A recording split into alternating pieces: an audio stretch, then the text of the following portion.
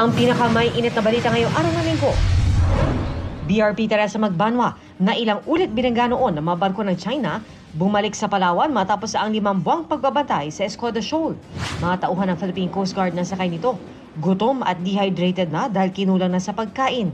Ginawaran din ng parangal at pinag-budol fight.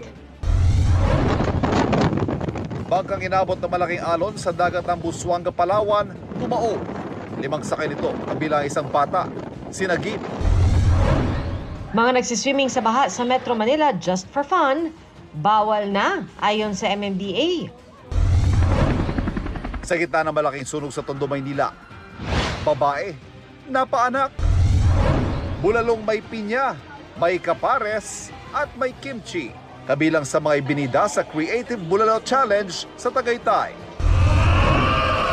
At Stella at Pablo ng SB19 ready na sa kanilang coaching journey sa pagsisimula ng The Voice Kids Philippines.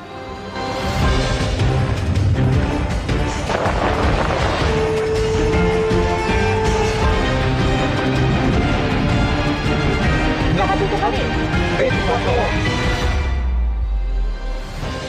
Magandang hapon po. Umalis na sa Escoda Shoal ang BRP Teresa Magbanwa matapos ang 5 buwang pagbabantay sa umano'y reclamation activities ng China.